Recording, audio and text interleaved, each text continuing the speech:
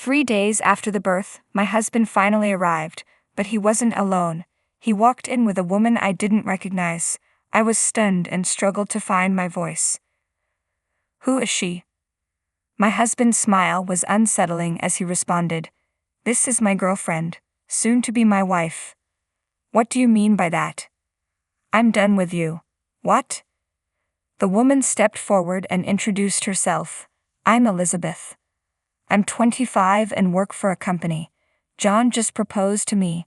We first met in high school and began dating in our freshman year. We had a brief breakup during our senior year, but after graduating college and going our separate ways, we reconnected at a reunion with old classmates. When we reconnected as adults, my perception of him shifted once more. We spent a lot of time together, rekindling our relationship. 3 years into our renewed romance, he proposed. "Elizabeth, I will love you for the rest of my life. Will you marry me?" His words touched me deeply, and I said yes. Our new life together as a married couple brought me immense joy. Even though we both had demanding jobs and only saw each other in the evenings during the weekdays, I cherished our time together. The fact that we could spend the nights together, without the hassle of constantly moving between our homes, made me incredibly happy.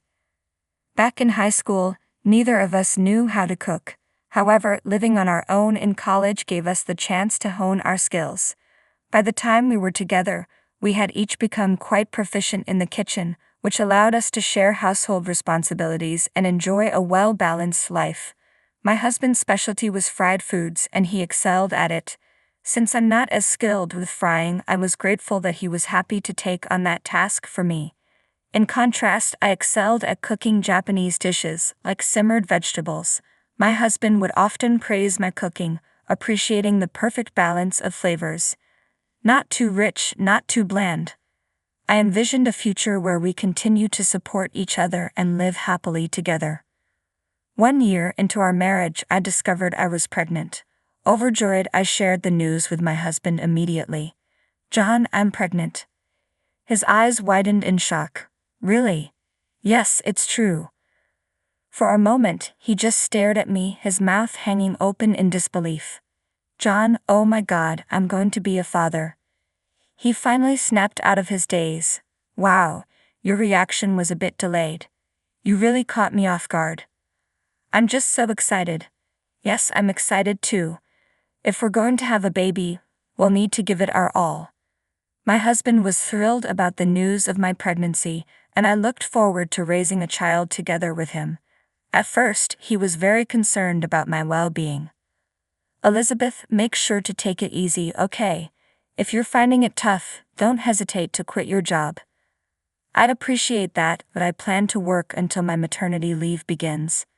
"All right, I'll handle the housework." "Thank you." Thanks to his unwavering support and dedication, I was able to rest well despite the morning sickness. As I entered a more stable phase of pregnancy, the delivery date drew nearer. However, I noticed that my husband began coming home later and later. "Did you work late again today?" "Yes, I've been delegating tasks to my coworkers. Now that you're in a stable phase, I wanted to make sure I returned the favor to the company for letting me leave on time." "I see. So you went out of your way to come home despite working overtime." "Exactly. Your well-being is the most important thing."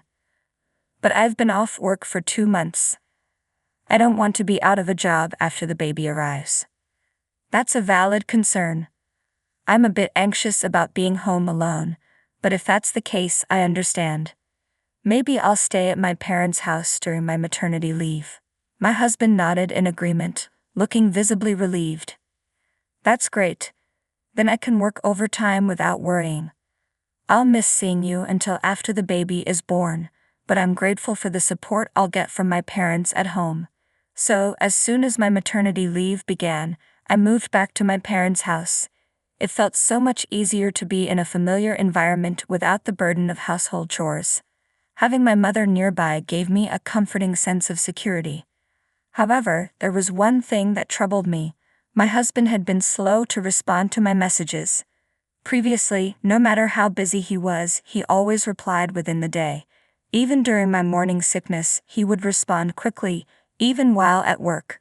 But now I often didn't receive a reply until the next day, and sometimes even 2 days later. When he did respond, his messages felt curt and less warm than before. The other day, I texted him to check if he was still busy at work and reminded him not to overwork himself. His reply was a brief, "Yeah." Not being able to see him in person made me anxious about his lack of response. However, since I'm pregnant, I decided it was best not to let it get to me. I resolved to give him some space and focus on staying positive by planning for the baby's arrival. I had been busy buying a lot of baby items. "Oh, Dad, you're buying so much. It's important to make sure the baby is safe and comfortable. You're really excited about your first grandchild. And you're the one constantly asking the shop assistants for advice." Thank you, Mom and Dad.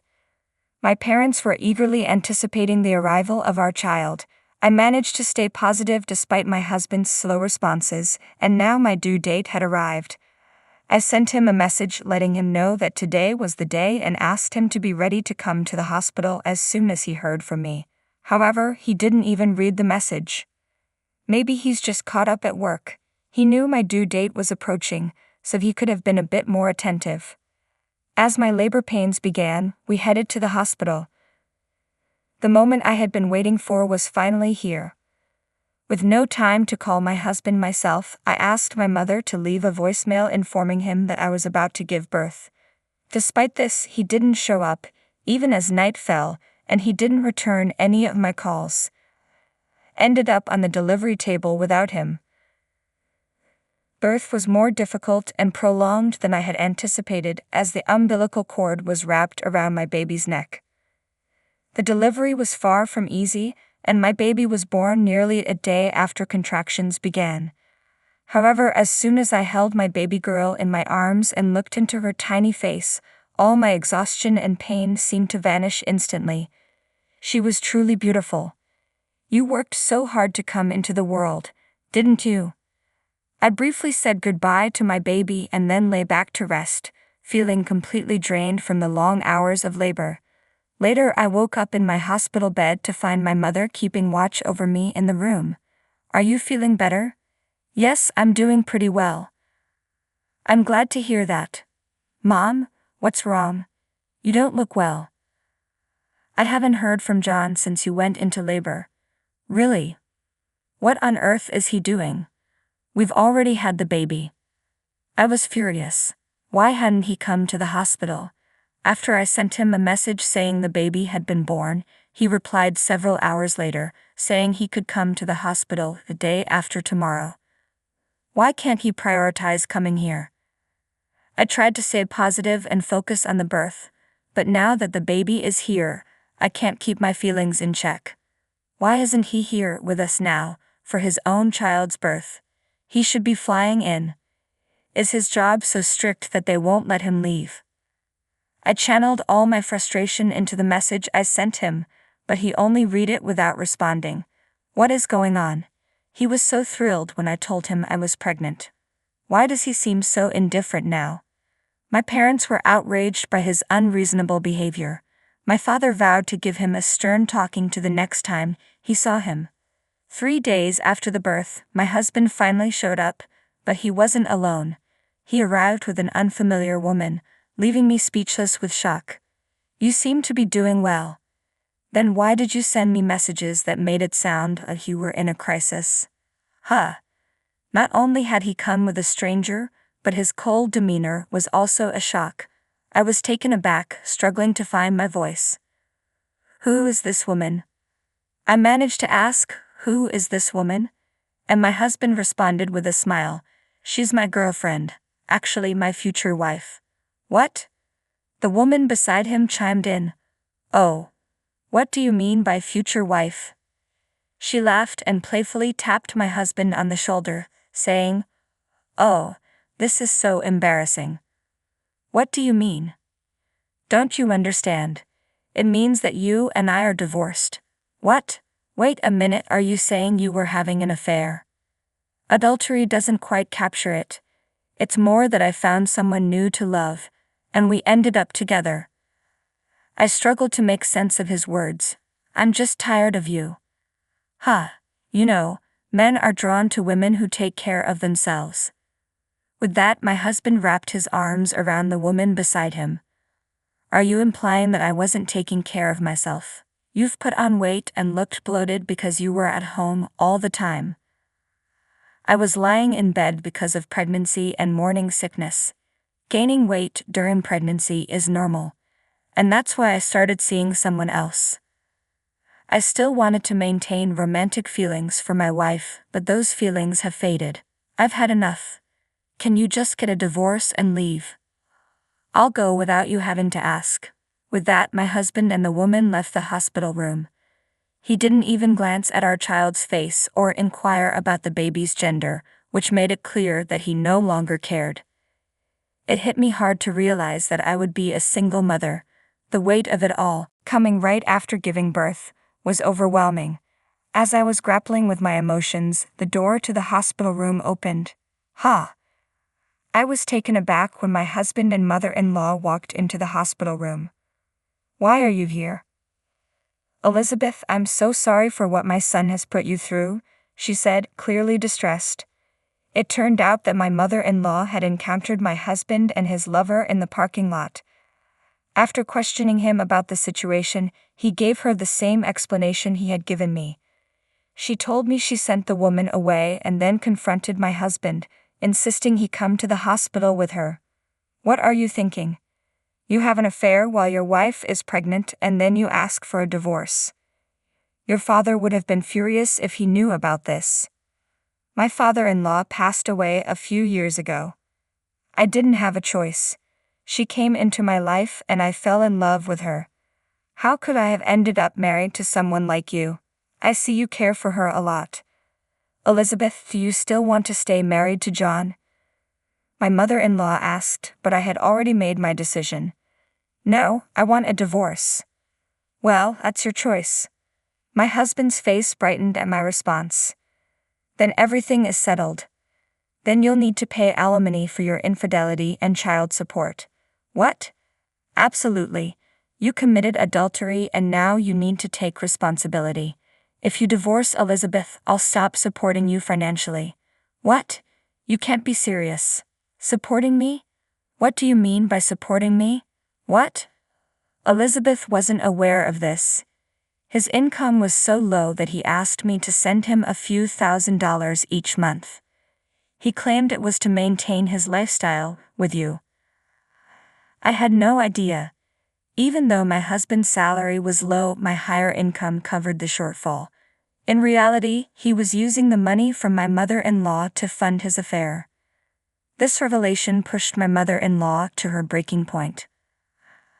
I'm going to demand repayment for every cent I've given you. I'm severing all ties with you. Don't ever come back to my house. No, wait. Elizabeth, I'm sorry for all this trouble.